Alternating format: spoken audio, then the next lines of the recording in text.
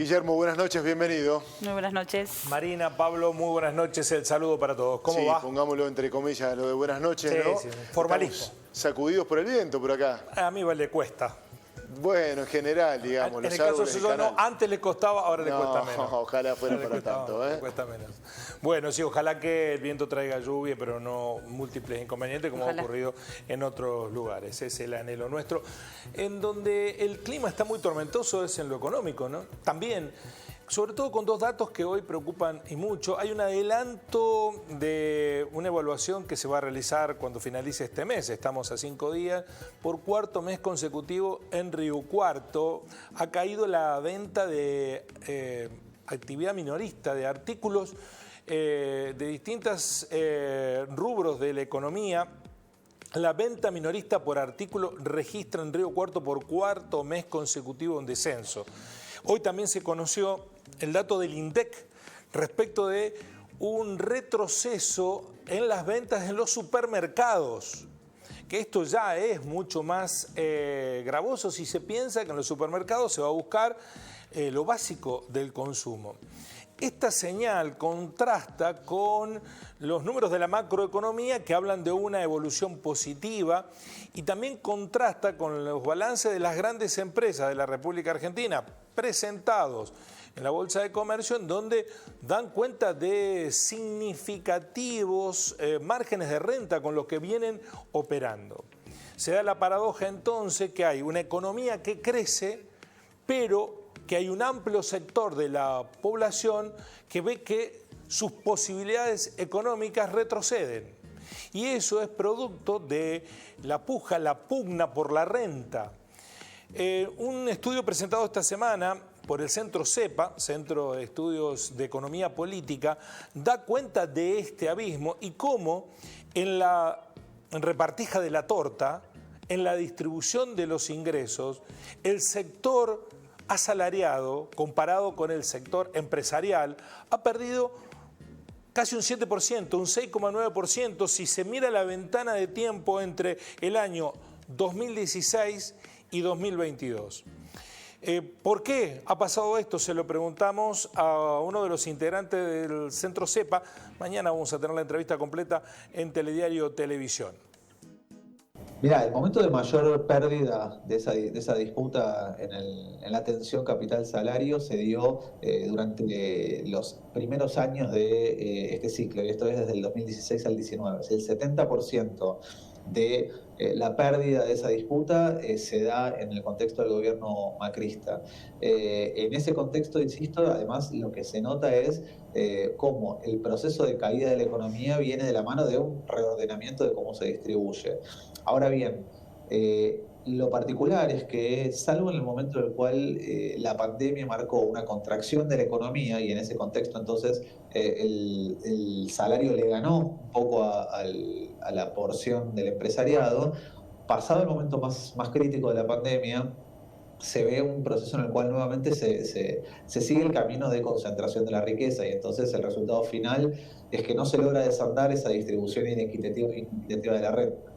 Por eso hay este clima de el crecimiento está de algunas variables macroeconómicas, pero la mayoría de la gente no lo percibe. Sí, de hecho, cuando vos te fijas, la gran discusión respecto a la problemática de hoy no es la generación de empleo. Si hoy estás en niveles de empleo muy positivos, ¿sí? Por debajo del 7%, es un buen dato, pero además en un contexto de crecimiento de la actividad económica, porque a veces pareciera que el desempleo o la caída del desempleo puede tener que ver con gente que deja de buscar. No ese es el escenario. Estamos en un escenario de alta actividad económica y alto nivel de empleo. Y sin embargo tenemos a más de la mitad de la población asalariada, cobrando salarios por debajo de la línea de pobreza. Con lo cual, ahí hay una cuestión que claramente es atribuible a la puja distributiva. Si hay un sector que se está quedando con esa renta de manera muy significativa, y un sector que está intentando pujar para recuperar poder de ingreso y no lo logra.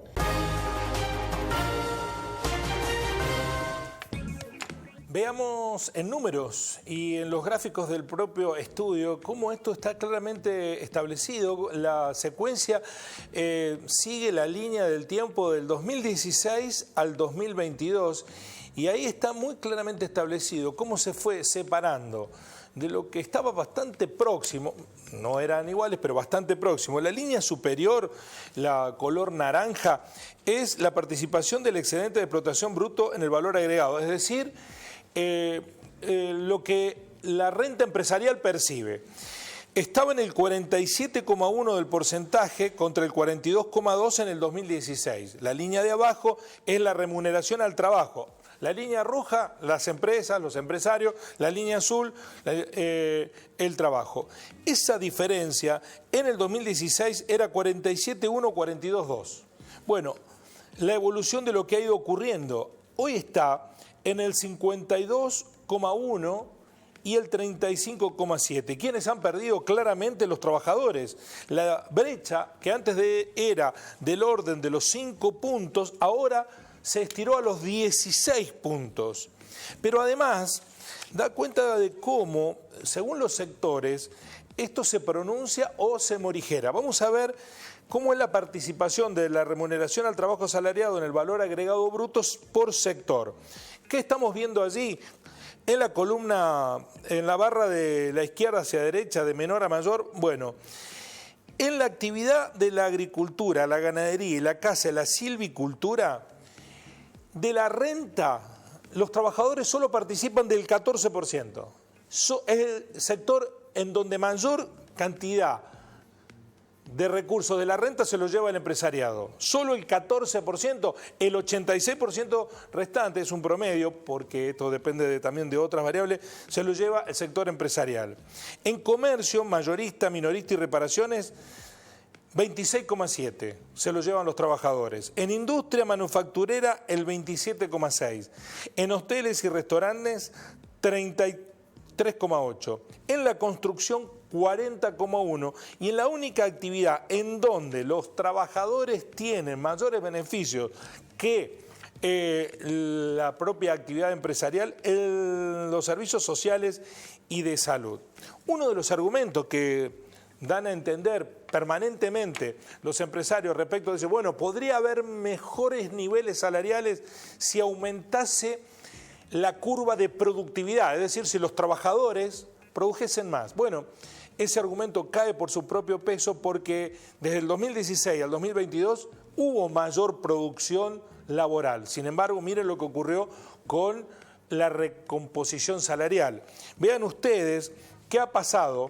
La línea de carácter azul, la oscura, es productividad por puesto. Miren cómo fue creciendo, ¿no? Después de un nivel 100, cayó en el 2018 y se fue recuperando hasta los niveles que tenemos hoy. Sin embargo, el salario real por puesto fue cayendo, se recuperó un poco en el 2020, pero está muy por debajo de la productividad. Es decir, que no es real el dato cuando los empresarios dicen que si se produjese más, habría mejores salarios. En estos años del 2016 al 2022 eso no ha ocurrido. En este contexto termina siendo determinante la inflación, los niveles inflacionarios. Determinante porque es funcional a esta brecha entre la renta en favor del sector empresarial y en perjuicio del sector salarial. Sí, hay una mayor distribución de la riqueza, ¿sí? El esfuerzo de los asalariados y las asalariadas es compensado de mejor manera cuando el escenario es el que planteabas recién. Pero como te decía, para lograr ese escenario hace falta un Estado que medie, que intervenga directamente en esa discusión. Y no pareciera ser la situación actual, ¿sí? Pareciera que en esa discusión, o al menos en esa disputa, el Estado no está actuando abiertamente en defensa de la recuperación del ingreso. Y acá meto una variable que es importante, que es cómo juega en esta situación el proceso inflacionario. No nos olvidemos que, si bien es cierto, estamos hoy camino a una inflación cercana al 100% para el cierre de este año, para ir un poco menos, el momento en el cual pega un salto muy fuerte la inflación es a partir del año 2016. Sí, hay un salto muy fuerte en la inflación en el 2016, que se menguó un poco en el 2017 y que vuelve a acelerarse a partir del 18-19. El 2019 cierra con un 50% de inflación y con todos los salarios perdiendo en relación con la inflación. Algo parecido a lo que se está viendo ahora. Si con una inflación muy elevada, los salarios pierden poder de compra, y esa diferencia entre inflación y salario es el diferencial de distribución que se queda el empresariado. Es decir, que la inflación es funcional a esta desigual distribución de la renta. Por supuesto. Sí, de hecho, cuando vos mirás hoy o intentás explicar hoy por qué hay una situación de inflación como la que estamos viviendo, por qué en ciertos sectores sensibles a la economía de los hogares la inflación se hace cada día más cuesta arriba, la única explicación posible es la situación de inercia especulativa, digo, así se la conoce por lo menos. ¿Por qué? Y porque no hay una cuestión de costos, no hay una cuestión de precios internacionales, no hay una cuestión de salarios al alza, digo, no hay explicación objetiva detrás del aumento de precios en sectores muy sensibles como por ejemplo el rubro alimentos. Y en ese contexto lo único para explicar es que el sector privado en el rubro alimentos está avanzando sobre la renta total a partir de el avance que significa avanzar sobre precios con estos aumentos, con una continuidad de ese ciclo inflacionario. Lo que acabamos de ver son datos, no es opinión. La que voy a dar ahora es opinión, porque hay un ideal de desarrollo que es crecimiento armónico, todos los sectores por igual, que habla del 50-50, 50-50, 50 para el capital y 50 para el sector laboral. Bueno, ese ideal está muy lejos de recuperarse, se lo tuvo en los comienzos de los años 70 en la República Argentina, después se perdió. Pero también hay una ambición del sector del capital que sea 70-30, que el capital se quede con el 70 y los trabajadores se queden con el 30. Y esa es la puja distributiva. Y en esa tensión estamos, y en esa tensión entre el 2016 y el 2022 los trabajadores hemos perdido 7 puntos que han ido a parar en favor de los sectores empresariales. Ahora, hay un riesgo por estas horas que está ligado con que esta ambición por seguir acumulando la renta está estrangulando el consumo y el crecimiento. Y va a llegar un momento que si se sigue tirando tanto de la cuerda y estrangulando los niveles salariales, el consumo va a caer en plomada, dejaremos de crecer y los empresarios terminarán perjudicándose. Así de simple. Entonces, tirar de la cuerda para achicar cada vez más los salarios en pos de reducir ganancias es el riesgo que hoy tenemos. Y el gobierno, ausente por donde se lo mire, no es el árbitro que equilibra esta desigual relación. En el coloquio de IDEA, la frase, el concepto era ceder para crecer. Bueno, no están cediendo mucho los empresarios y están poniendo el riesgo en crecimiento. Y no se trata de que pierdan, sino que no ganen tanto o que las ganancias se repartan más igualitariamente. Así son las cosas. Gracias, Guillermo. Buenas noches. Buenas noches a ustedes.